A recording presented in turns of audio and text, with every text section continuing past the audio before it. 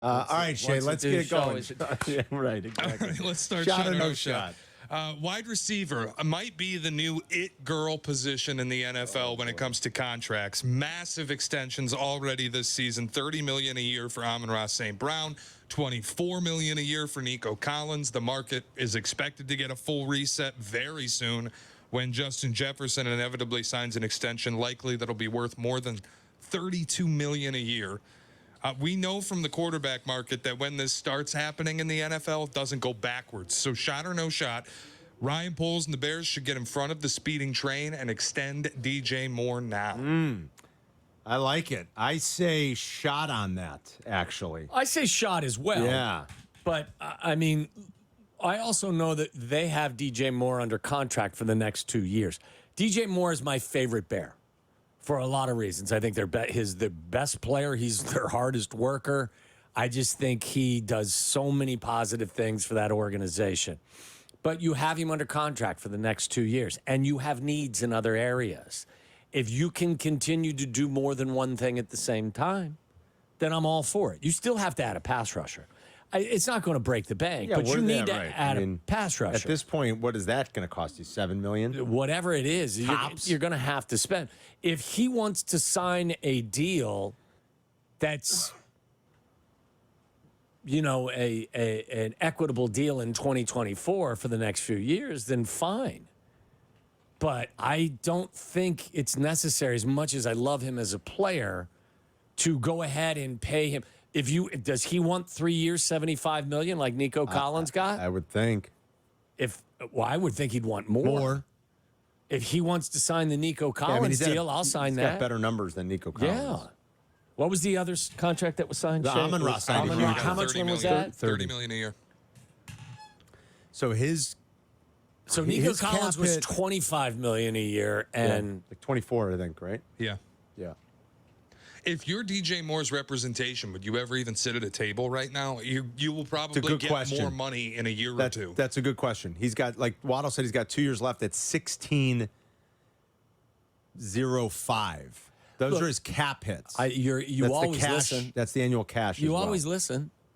I'd be blowing a call in to Ryan Poles and say, hey, is this something you guys want to address right now? But if it's not at least $25 million, his representatives are like, no. I don't think, I mean, that would be silly. Go spit. That'd be silly for him. Yeah. And I don't think he would accept the Nico Collins deal. Nico Collins has been a good player for the but not for the Texans, but he had a 1,297-yard season last year. DJ Moore's been a better player for longer. Boy, he's going to blow it out. If he has another year like he did last year or even better, he is going to blow it out. And Shay's right. Now's the time because you're, like you said, you got a quarterback on a rookie deal. Yeah. I'm definitely open for it, but am I going to pay him the way that Justin Jefferson's going to get paid? No. I don't have to right now. Why can't I play, if you want to sign a deal that's fair? But what's fair then? Like, what is that? Is that $28 million a year? I mean, to get a $12 million a year raise, is in his mind, is that fair? What did Amon-Ra St. Brown get? He got 30 a year. How many years? How much of it was guaranteed? It was $4,120. Yeah, that's what I think Shay's right. That sounds right. It was $4,120. And they needed to sign him because he had 1 year left. Amon-Ra had a year, because Amon-Ra was not a first-round pick, so there's no fifth-year option. Yeah, it was a fourth-rounder. I mean, there's no fifth-year option. Like, they were kind of a little bit more up against it with him, obviously. And he's phenomenal. I want DJ Moore here. I would sign him to a contract extension if it was a good value. I'm not looking to rob him, nor am I looking to get fleeced if I'm the Bears. I just have I got other stuff. And remember, too, you're going to have to pay Brisker. You're going to have to pay Gordon. Yes. I mean, you've got guys that are going to be up soon that you're going to have to make decisions on. This is easier said than done. So some of your money's going to be taken. Like, all of us would be like, yeah, of course they should talk to him, but he's in a position where he and his agents are looking at where the market is going. He's got the leverage. He's got all the leverage. Yeah. So it's going to be hard. Right. I would love it if the Bears locked him up long term. Me too. I would love it. I think it's probably unlikely. But the only thing, and I'm not suggesting this is the case, but if you sign DJ Moore to a monster extension and you don't have the capacity, which they do, to upgrade yourself on the defensive line or the offensive line, then that would be a problem. Yeah. So I'm open, shot, but I don't think it's necessary to have him inked to a contract extension when the ball's in the air for the opening game of the season. Yeah, good one. I like it. All right, what else, Shay? All right, the Cubs spent a lot of money last offseason to poach Craig Counsell from Milwaukee. A lot of people then said he was the best manager in baseball. But here the Cubs sit 500, in danger of losing 3 of 4 to Milwaukee. That would drop them to 2-4 against Counsell's former team this season. They're also in a tie for second place in the division, but they're effectively in third place because of the head-to-head tiebreaker with St. Louis. Shot or no shot, baseball managers are just a dime a dozen. Shot. Simple as that. I agree. I don't know how much different this team would be if David Ross was their manager versus Craig Counsell. Like, there are bad ones, don't get me wrong. Like, the guy in the South Side's a bad one. Yeah. Terry Bevington was a bad one. It seems that the franchise I cheer for quite often finds bad ones. There are bad ones, make no mistake. But, like, to your point, would the Cubs be 28-28 with David Ross? Probably. Would they be 28-28 with Aaron Boone? Probably. Would they be 28-28 with, Scott Service? Probably. Like, Bochy, but you brought him up earlier. Like, Bochy, probably, you look at and go, all right, there's something here. Like, yes. Difference maker. I don't know what. Right. Hard to quantify. But he deserves I might the look at accolades Bochy, that you toss at him. Yeah, and be like, okay, probably something a little different with this guy. How many guys are truly like that in baseball? I mean, what if you were going to evaluate Counsell at this point through what, 56 games? Is it 56 games? Yeah. He's made a couple of decisions with managing. He did not have to manage a bullpen very actively up in the Brewers in Milwaukee for the last couple of years. You got Hader to Devin Williams. You got elite guys, yeah. Like I'm not saying that you don't have to make some decisions. You can't sleep in the dugout, but to be able to have the luxury of going from Hader to Devin Williams makes your job a lot easier. Yeah. I would think. There have been some decisions where you scratch your head. Yep. But at the end of the day, is it Craig Counsell's fault that Dansby Swanson's hitting 220?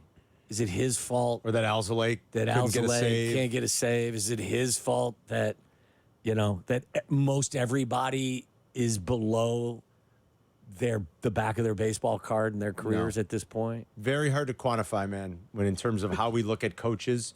It's baseball managers. And, yeah, like, okay, there's the guy in Texas. I mean, like Dave Roberts is – if you swap Dave Roberts and Craig Counsell or Dave Roberts and Torey Lovullo, I think I could manage the Dodgers. Yeah, wouldn't they kind of all still be the same? Now, I will say this as well. Yes, of course. Right? I think they're probably about the same. I don't begrudge him getting $10 million a year, and I don't look at the Cubs and go, oh, a manager's salary doesn't count against your luxury tax. It's basically meaningless with regard to your budget.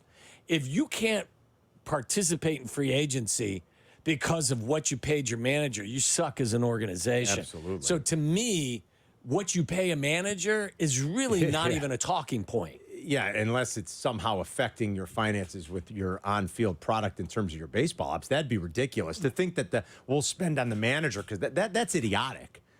We'll spend on the manager because he's going to make a difference, but we'll go cheaper on players. That's idiotic. Correct. I mean, anybody that would do that, everybody says, well, how did you give him 40? I don't care if you gave him $400 million. Right. It doesn't count against your salary and how you fit in the luxury tax. Right. So however you want to spend on a manager, as long as that doesn't affect your financial approach to putting your team together. Agreed. Who gives a rat's ass? Whether it's $1 million a year or $8 million a year. Yeah. Yeah. Like, by the way, I saw there's like 8 guys in Major League Baseball, managers, that make like $1 million or less.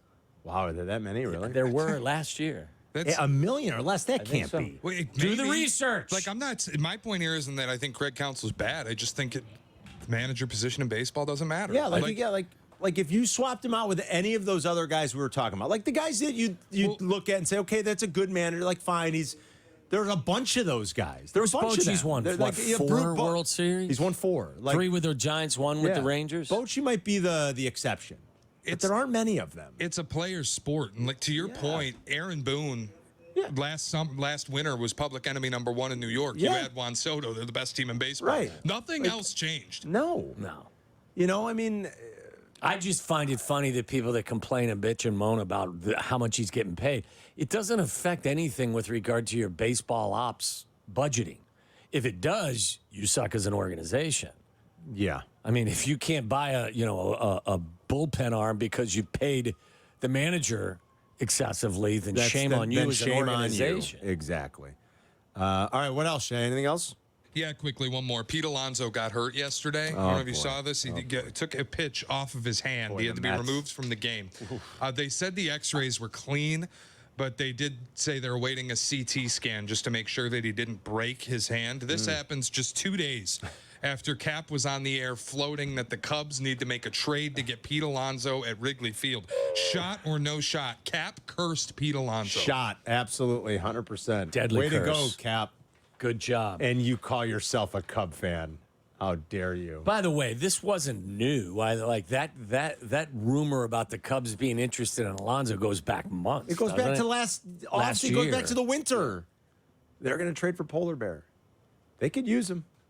Oh yeah, ice cold Bush at first base. He's Yeah. thawed out a little bit, but Yeah, they could use ice cold Bush. I love that. I heard you say that the other day. Yeah, they could use him for sure. I mean, again, though, I will say this: is I'm not the baseball ninja, the pitching ninja. If you make a trade for Pete Alonso or you make a trade for Vladdy Jr., you better have him wrapped up. I think I'd rather make it for Vladdy Jr. if I'm the Cubs because he's But younger. you're not. If you're the Cubs, you're not a rent-a-player away from winning a World Series, in my opinion. So if you're going to trade some of your prospects, If I'm talking about those two, I'm not a Cub fan. You guys do what you want. Vlad's 25. Are the Blue Jays really going to trade him? I don't know, Shay. I mean, well, there's talk about them dismantling things, isn't there? listen, Yeah, he's but they could trade Bichette and professionally kill Kevin Well- Biggio and like there are options that don't involve moving off of Vladdy. They have like what 3 more years of control. I think 2 more. You've got another RB. I think you've got 2 more RBers, I believe, for Vlad. Actually, maybe only 1. Double check that. Does that come Next with year him might- if you trade for him? Yeah. So yeah. you would have him under your control. Pete Alonso's different. Pete Alonso's a free agent at the end of the year. Yeah. Pete Alonso's free agent. And I think Bichette is a year ahead of Vlad, if I'm not mistaken. Like, they might be losing. Bichette might be coming up for free agency this winter, and Vladdy might be next winter. Bichette's on a 3-year, $30 million deal. Oh, he is? Yeah, he's signed. Okay, I didn't think realize it's that. like $90 million. He's maybe I might be wrong, but I think he's on a 3-year deal. He's taken care of. All right. I didn't realize that. I don't remember them extending Bichette. Okay, so that might be done. Vladdy's a free agent 26. 26. All right. So you So got at least you another get him RBer. for a year and a half. Yes, you'd get another RBer out of Vladdy, and he's 25 though. Like, I'd be targeting that. I'm just saying, I don't think the Cubs team is a rental player away from winning a title. So whoever you would trade for, give up prospects for, that guy better be in your system for a couple of years at least. And Shay's probably right. It's probably more likely that the Mets are going to move off of a 29-year-old Pete Alonso because they think, even though the Blue Jays are in last place, like that seems a little bit less likely to me. The Mets allowed a relief pitcher to be on the open market. Well, he's throwing his glove into the stands. I mean, usually when that happens. When was the last time you closed saw door a big, meetings. I got it on my mind. The last time you saw a big league player do something silly with his mitt. We'll call it a mitt. It's on the north side. Lefty. Ted Lilly. Ted Lilly, when Yeah. he gave up a Yeah. bomb, he just took his glove like a Chucked it. little leaguer Yeah. and threw it to Threw the it in ground. Yeah, like a little leaguer. Like, that's what our kids do. And Yes. You got a guy. Who was it? Javi Lopez, right? Or Javier? Yeah, was it Javi Lopez? Is that who it was? Jorge Lopez. Jorge Lopez. I'm sorry. He's throwing his glove into the stands. And then saying afterwards, I'm on the worst effing team in Major League Baseball. You see that his post game with Yeah. SMY. Yeah. He said, Awesome. I believe I've been on the worst Awesome. effing team in MLB. He was DFA'd 40 minutes later. wasn't he? I would think. Yep. That tells me it's. They gave him his walking orders. That's absolutely fantastic. 312-332-3776. And by the way, he's got no baseball acumen at all. Has he watched the White Sox? Yeah, he doesn't know what he's He talking doesn't about. know what he's talking You about. want to see the worst bait? Here, come here. Yeah. Come sign here for a cup of coffee. Oh, Like, go he through- might be there soon. Yeah, you might be. You'll be throwing all kinds of things in the stands around the NFL coming up next.